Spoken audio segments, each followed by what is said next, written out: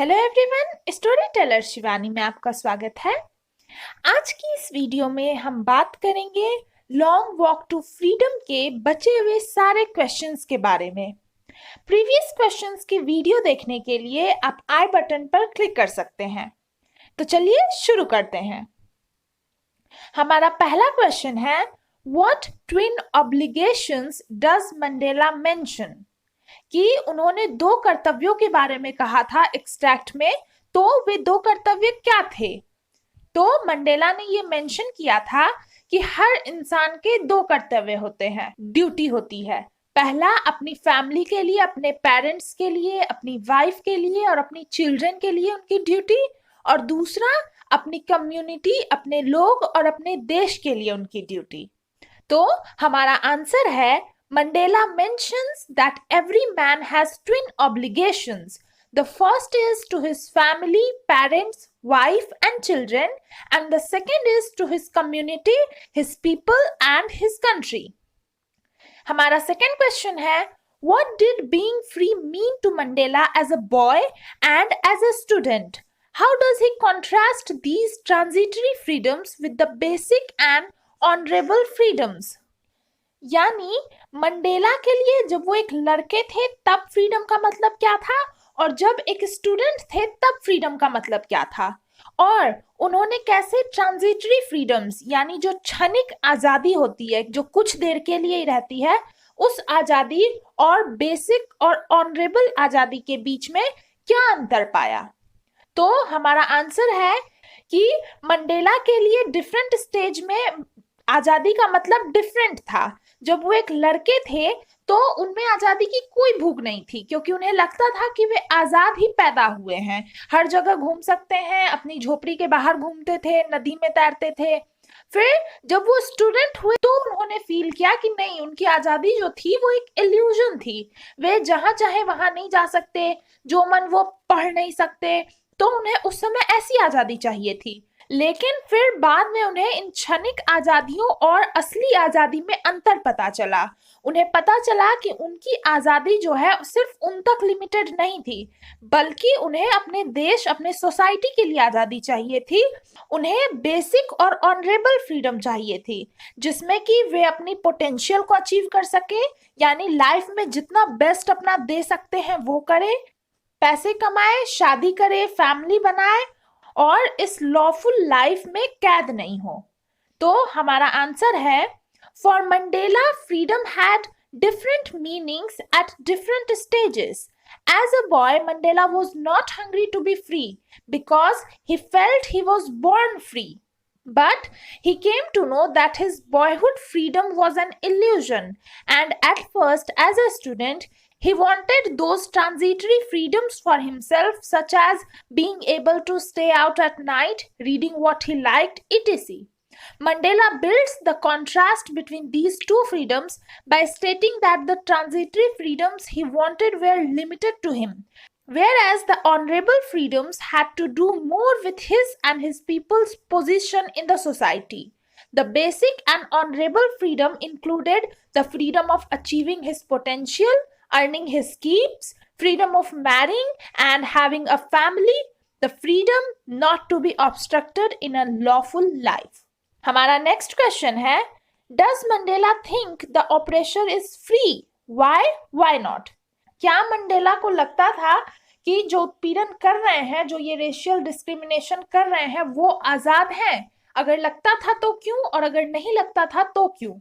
तो मंडेला को ऐसा नहीं लगता था कि ऑपरेसर फ्री है, क्योंकि उनका मानना था कि वे लोग जो उत्पीड़न कर रहे हैं वो नफरत के कैदी हैं। वे लोग प्रिजुडाइस और नैरो माइंडेडनेस यानी संकीर्ण बुद्धि, संकीर्ण सोच के कैदी हैं, और उनसे उनकी ह्यूमैनिटी छीन ली गई है।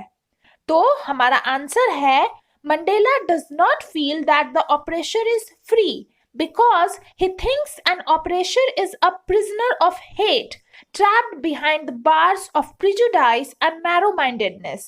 The oppressor are robbed of their humanity. अब आगे हम thinking about the text के questions देखते हैं। तो हमारा पहला question है, why did such a large number of international leaders attend the inauguration? What did it signify the trump of? कि इनॉग्रेशन में इतने सारे इंटरनेशनल लीडर्स क्यों आए थे और ये क्या दिखाता है, किस चीज की जीत को सिग्निफाई करता है? तो हमारा आंसर है कि इनॉग्रेशन में बहुत बड़ी संख्या में जो इंटरनेशनल लीडर्स आए थे वो इस newly born Fairlie elected government को अपना सपोर्ट दिखाने और उनकी प्रशंसा करने के लिए आए थे। और ये दिखाता है कि टॉलरेंस की डिस्क्रिमिनेशन के ऊपर जीत हुई है, यानी सहिष्णुता की भेदभाव के ऊपर जीत हुई है, जस्टिस की ऑपरेशन के ऊपर यानी न्याय की उत्पीड़न के ऊपर जीत हुई है, और ह्यूमैनिटी की बारबैरिटी के ऊपर जीत हुई है। तो हमारा आंसर है a large number of international leaders attended the inauguration to show their support and praise the newly born fairly elected government. It signified the triumph of tolerance over discrimination, justice over oppression and humanity over barbarity. हमारा next question है, what does Mandela mean when he says he is simply the sum of all those African patriots who had gone before him? कि Mandela ने जब ये कहा कि वो सारे अफ्रीकन पैट्रियट्स का सम है, जोड़ है, जो कि उनके सामने जा चुके हैं, यानी कि जो अपनी जान गंवा चुके हैं, तो मंडेला का इससे क्या मतलब था? तो हमारा आंसर है कि ये कहकर कि मंडेला सारे अफ्रीकन पैट्रियट्स के देशभक्तों के सम है, उनका मतलब ये था कि ये उन्हीं के साहस और उन्हीं के बलिदानों का परिणाम है कि आज हमें फ्रीडम मिली है और हम पॉलिटिकली आजाद हुए हैं। और ये सारा स्ट्रगल हमारे पास्ट के हीरोज ने ही किया था, जिन्होंने इनजस्टिस और डिस्क्रिमिनेशन के खिलाफ आवाज उठाई। तो वे ये कहकर उन सभी को शुक्रिया अदा करना चाहते थे और उन्हें ट्रिब्यूट देना चाहते थे। तो हमारा आंसर है, by saying that he is simply the sum of all those African patriots who had gone before him, Mandela means that the courage of sacrifices of those heroes of past had paved the path of freedom, and the political emancipation of South Africa is a consequence of these heroes' collective struggle against injustice and discrimination. So, by saying this, he wanted to thank them and pay his tribute to all of them. हमारा next question है, would you agree that the depths of oppression create heights of character? How does Mandela illustrate this? Can you add your own examples to this argument? यानी कि क्या आप भी ये मानते हैं कि अगर बहुत ज्यादा ऑपरेशन हो, बहुत ज्यादा उत्पीड़न हो, तभी उस हाइट के, उस क्वालिटी के कैरेक्टर क्रिएट होते हैं? और मंडेला ने इस बात को कैसे इल्यूस्ट्रेट किया? और क्या आप इस आर्ग्यूमेंट में अपने कुछ एग्जांपल्स दे सकते हैं? तो हमारा आंसर है कि हाँ, ये बात बिल्कुल सही है। जब बहुत गहराई तक उत्पीड़न होता है तभी इस तरह के कैरेक्टर्स जन्म लेते हैं। और मंडेला इसे कुछ इस तरह से इल्यूस्ट्रेट करते हैं कि ब्रिटिश ने जो रूल किया, जो गोरे लोगों ने रूल किया, डिस्क्रिमिनेट किया, इसी के कारण साउथ अफ्रीका में इतने महान महान कैरेक्टर्स आए जिन्होंने अपनी जिंदगी सैक्रिफाइस कर दी। और मंडेला कुछ एग्जांपल्स भी देते हैं, जैसे कि Oliver Tambo, Bram Fischer, Yusuf Dadoo etc।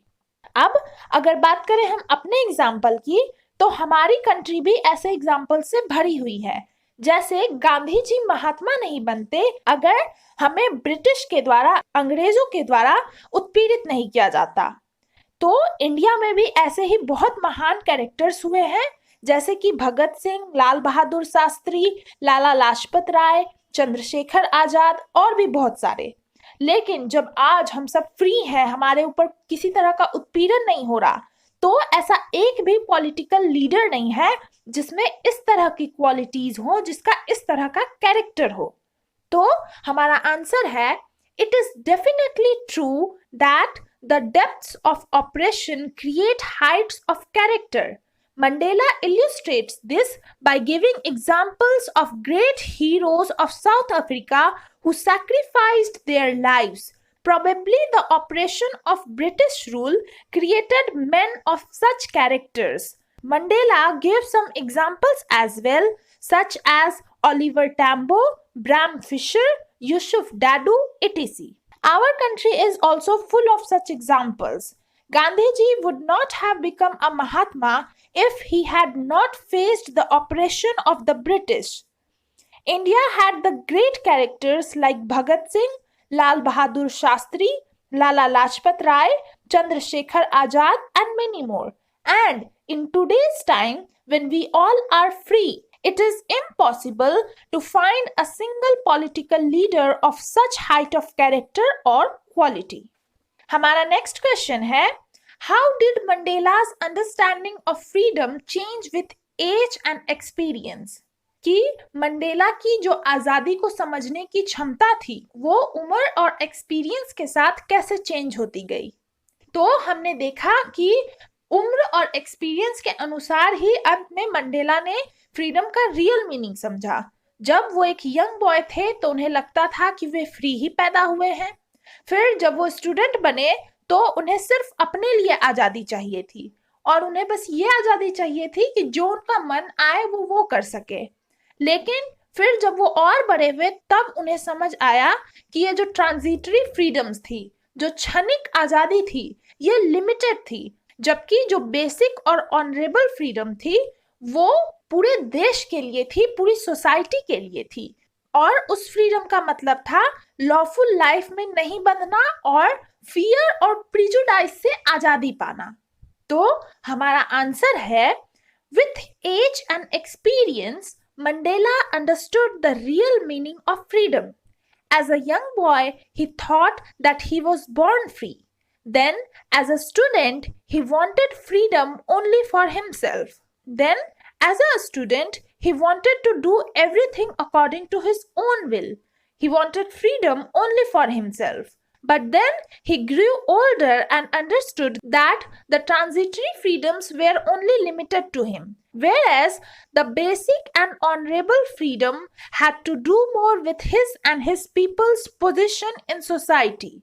The freedom from fear and prejudice, the freedom not to be obstructed in a lawful life. अब हमारा लास्ट क्वेश्चन है, how did Mandela's hunger for freedom change his life? तो यानी कि Mandela की जो आजादी की भूख थी इसने उनकी जिंदगी कैसे बदल दी? तो हमारा आंसर है कि जब मंडेला ने ये ऑब्जर्व किया कि वे अकेले नहीं हैं जिनका उत्पीड़न हो रहा है, जिनके साथ ये रेशियल डिस्क्रिमिनेशन किया जा रहा है, पर उन्हें पता चला कि उनकी रेस के सारे लोगों के साथ यही हो रहा था।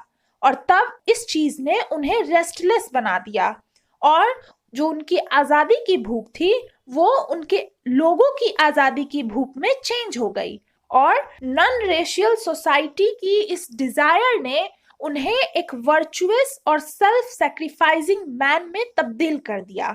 और तब उन्होंने अफ्रीकन नेशनल कांग्रेस ज्वाइन की और इस चीज ने उन्हें एक डरे हुए यंग मैन से एक बोल्ड मैन में तब्दील कर दिया।